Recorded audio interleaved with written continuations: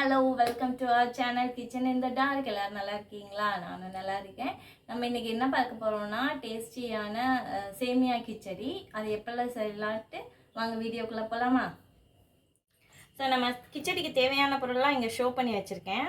Carrot வந்து ஒரு medium சைஸில் 2 கேரட் எடுத்து இப்படி பொடி பொடியாக வெட்டி வச்சுருக்கேன். அண்ட் பீன்ஸ் வந்து ஒரு 4 நம்பர், அதை இப்படி டைமண்ட் ஷேப்பில் வெட்டியிருக்கேன். ஒரு கைப்பிடி பட்டாணி எடுத்து வேக வச்சு வச்சுருக்கேன். எனக்கு க்ரீன் பீஸ் கிடைக்கல. ஸோ மீடியம் சைஸ் வெங்காயம் ஸ்லைஸாக வெட்டி வச்சுருக்கேன். ஒரு தக்காளி, அப்புறம் தாளிக்கிறதுக்கு தேவையான கருவேப்பிலை 2 ஸ்ட்ரிப்பு, பட்டவத்தல் ஒரு 4 நம்பர், கடலைப்பருப்பு, 1 ஸ்பூன் இஞ்சி பூண்டு பேஸ்ட் இருக்குது. அப்புறம் தாளிக்க தேவையான எண்ணெய், சோம்பு இருக்குது. எப்படி செய்யலான்னு பார்க்கலாமா? ஸோ அடுப்பை பற்ற வச்சுக்கலாம். பற்ற வச்சாச்சு, சிம் பண்ணியாச்சு, பாத்திரத்தை எடுத்து ப்ளேஸ் பண்ணியாச்சு.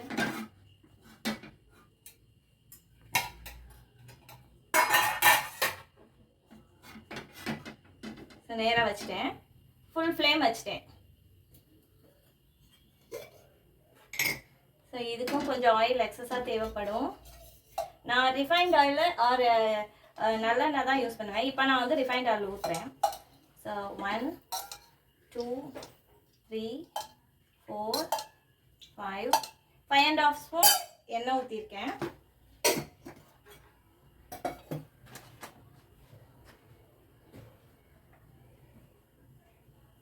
எண்ணெய் காஞ்சிருச்சு.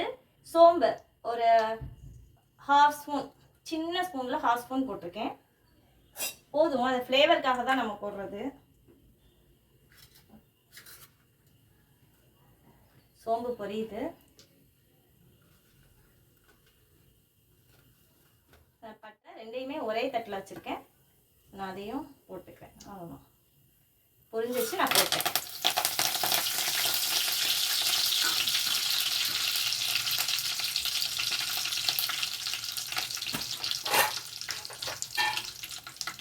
அதெல்லாம் கரெக்டாக எடுக்கிறீங்க அப்படின்னு கேட்குறீங்க. எனக்கு கரெக்டாக பவுல் வந்து நான் ஷேப் பார்த்து வச்சுக்குவேன். ஸோ பவுலில் தொடும்போது எனக்கு நான் எந்த பவுலில் என்ன வச்சுருக்கேன்னு தெரியும். ஸோ அது மாதிரி நீங்களும் அதை ஐடென்டிஃபை பண்ணுற மாதிரி நீங்கள் அந்த பவுல் வந்து பார்த்துக்கோங்க. வெங்காயம் போடுறேன். ஸோ மீடியம் சைஸ் வெங்காயம், பெரிய வெங்காயமாக இருந்தால் 1, மீடியம் சைஸாக இருந்தால் 1.5. கடலைப்பருப்பு போட மறந்துட்டேன். வெங்காயத்து கூடவே போட்டோம்னா பொரிஞ்சிடும். சும்மா ஒரு 5-6 போதும். அது சும்மா பைட் பண்ணும்போது நமக்கு வாயில் கிடைக்கிறதுக்கு. என் பசங்க நிறைய சாப்பிட மாட்டாங்க, நான் கொஞ்சமாக போட்டுக்கிறேன். முந்திரி பருப்பு தேவைன்னாலும் போட்டுக்கோங்க.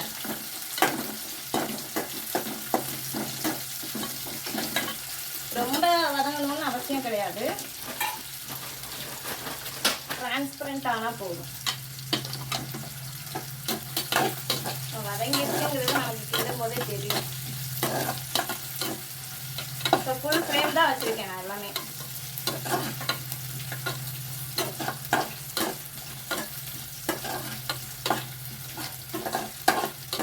போதும். இந்த ஸ்டேஜில் நான் இந்த கேரட்டை போட்டுக்கிறேன். ஸோ கேரட் எப்படி வெட்டியிருக்கேன்னா, கேரட்டை நல்லா தோலை பீல் பண்ணிவிட்டு ரவுண்டாக வெட்டி அதை நீளமாக குட்டி குட்டியாக வெட்டியிருக்கேன்.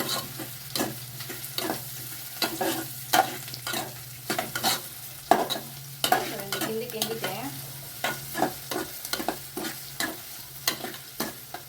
பீன்ஸ் போட்டுக்கிறேன். இந்த பட்டாணி ஆல்ரெடி நான் வேக வச்சிட்டேன்.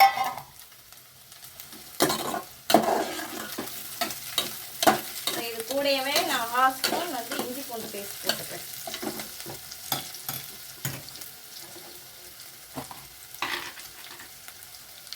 நான் ஆல்ரெடி ரெடிமேடாக அரைச்சி வச்சுப்பேன். ஸோ அதுலேருந்து கொஞ்சமாக இஞ்சி பூண்டு பேஸ்ட் போட்டுக்கிறேன்.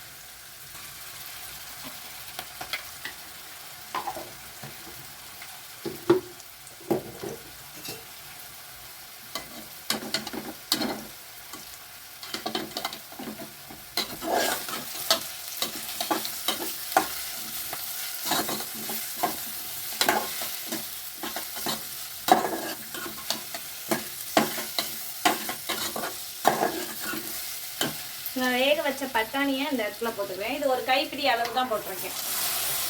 இதை நல்லா ஊற வச்சு வேக வச்சிருக்கேன். ஓவர் நைட் நல்லா ஊறிடுச்சுன்னா நல்லா வெந்துடும். தெரியுது.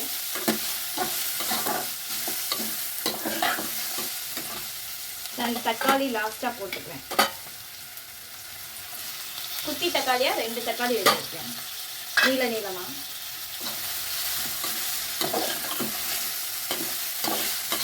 இப்போ காரத்துக்கு மிளகா மட்டும்தான். நீங்கள் மிளகா எவ்வளோ காரமோ அவ்வளோ மிளகா போட்டுக்கலாம். நான் இப்போ வந்து 5 மிளகா போட்டுருக்கேன் ரெட் சில்லி. அது கூட நான் உப்பு சேர்த்துக்கிறேன். பட்டாணியில் ஆல்ரெடி நான் உப்பு போட்டிருக்கேன், அதனால் நான் கொஞ்சம் கம்மியாகவே சேர்த்துக்கிறேன்.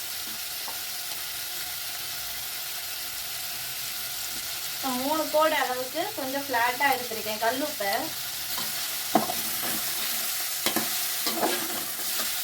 நான் நல்லா கலந்துட்டேன். இப்போ சிம் பண்ணிவிட்டு கொஞ்சம் நேரம் மூடி வச்சிடலாம். வேகட்டும்.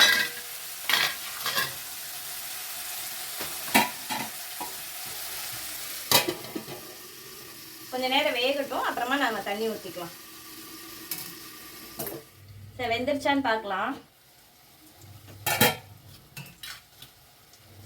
நல்லா வாசம் வருது எல்லாம் சேர்ந்து.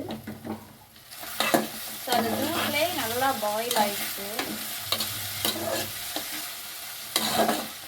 நல்லா எண்ணெயிலே வெந்துருச்சு.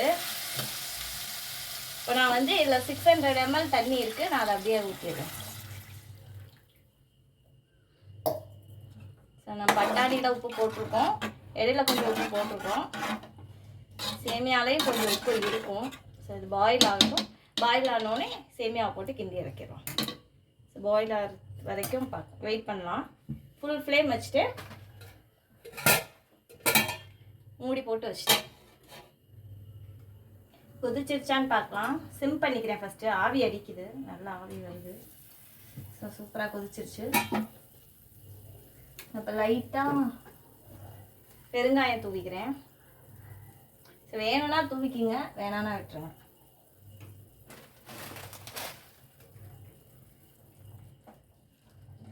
ஒரு கலக்கிட்டேன். இது வந்து ஒரு பேக்கெட் சேமியா எடுத்திருக்கேன் நான். இப்போ அதை கொஞ்சம் கொஞ்சமாக போட்டுக்கிறேன்.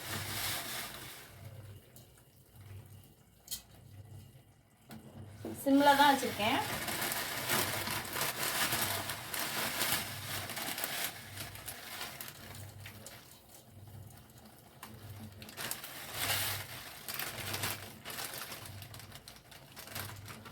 ஃபுல்லாக போட்டேன். நல்லா ஸ்ப்ரெட் பண்ணி விட்டு நம்ம காயெல்லாம் போட்டிருக்கனால 600 ml ஊற்றிருக்கோம் தண்ணி. இல்லாட்டினா நமக்கு 400 ml தண்ணி போதும். ரொம்ப தண்ணி எக்ஸஸாக போயிடுச்சுன்னா கொலன்னு ஆயிடும். நீங்கள் குழந்தைங்களுக்கு கொடுக்குறதா இருந்தால் கீ ஊற்றி கூட கொடுக்கலாம். கீயில் முந்திரி பருப்பை வறுத்து மேலே போட்டு கொடுக்கலாம். நல்லா பிரியாணி டேஸ்ட்டில் இருக்கும்.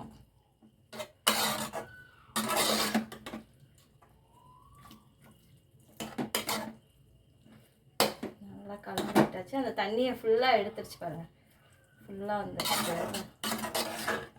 நம்ம கொட்டும் போது தண்ணி தெரிஞ்சுது. இப்போ வந்து அப்படியே எல்லாத்தையும் அப்சர்வ் பண்ணிச்சு. நான் ஃபுல்லாக சிம்மில் தான் வச்சுருக்கேன். ஸோ நல்லா கட்டியாக இருந்துச்சு, அதெல்லாம் நல்லா தண்ணியில் பட்டு நல்லா உடஞ்சிருச்சு.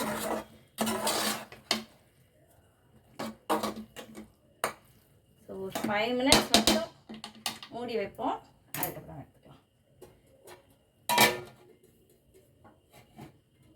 ஸோ எப்படி இருக்குன்னு பார்க்கலாம். 2 minutes கிட்ட ஆயிடுச்சு. 5 minutes சொன்னேன், 2 minutes பார்த்துக்கலாம் எப்படி இருக்குன்னு கிண்டி. ஸோ நல்லா அப்சர்வ் பண்ணிடுச்சு ஆயிலெல்லாம், சாரி வாட்டர் எல்லாம். அவ்வளோதான், முடிஞ்சிச்சு. இப்போ நம்ம கொத்தமல்லி தூவிக்கலாம். இந்த ஸ்டேஜில் உங்களுக்கு நெய் வேணும்னா நெய் போட்டுக்கோங்க. ஸோ அவ்வளோதான், கொத்தமல்லி போட்டேன். நல்லா கிண்டியாச்சு. ஆஃப் பண்ணிடலாம்.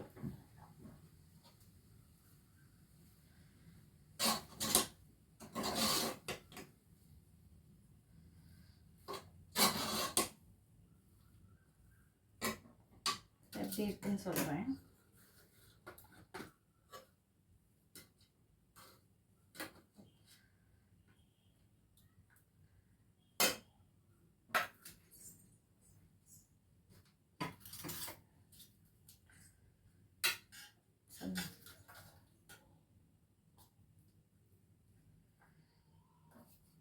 நல்லா ஹாட்டாக இருக்குது, நல்ல வாசமாக இருக்குது.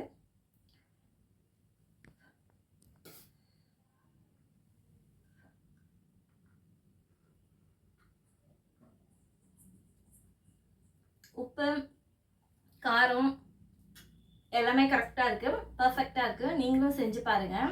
சரி, ஒரு தம்பி நம்மக்கிட்ட ஆப் பற்றி கேட்டிருந்தாங்க இல்லையா, அது என்ன ஆப்னா, நம்ம இப்போ வெளில போகிறோம் வரோம், ஒவ்வொருத்தவங்கக்கிட்டேயும் நம்ம வந்து இது எந்த இடம் அது எந்த இடம்னு கேட்க முடியாதுல்ல. ஸோ அதுக்கு நமக்கு ஈஸியாக நம்ம நேவிகேட் பண்ணுறதுக்கு லாசரிலோன்னு ஒரு மேப் இருக்குது. ஸோ அதில் கொடுத்துட்டு அதை டவுன்லோட் பண்ணிட்டு அதில் ஸ்டார்ட் எக்ஸ்ப்ளோரேஷன் கொடுத்துட்டிங்கன்னா, எல்லாத்துக்குமே டாக் பேக் எனேபிள் பண்ணியிருக்கணும். நீங்கள் எக்ஸ்ப்ளோரேஷன் கொடுத்துட்டிங்கன்னா அங்கங்கே என்ன லேண்ட்மார்க் இருக்கோ நமக்கு சொல்லிகிட்டே வரும். ஸோ முன்னாடி எவ்வளோ கிலோமீட்டர் இருக்குது, பின்னாடி எவ்வளோ கிலோமீட்டர் இருக்குது, நம்ம எந்த டெஸ்டினேஷனில் இருக்கோ அதெல்லாம் நமக்கு சொல்லிகிட்டே வரும். அதே மாதிரி நீங்களும் எக்ஸ்ப்ளோர் பண்ணி பாருங்கள், நம்ம ரொம்ப யூஸ்ஃபுல்லாக இருக்கும். ஸோ எக்ஸ்ப்ளோர் பண்ணி பார்த்துட்டு கமெண்ட் பண்ணுங்கள். டாடா பை பை, நெக்ஸ்ட் வீடியோவில் பார்க்கலாம்.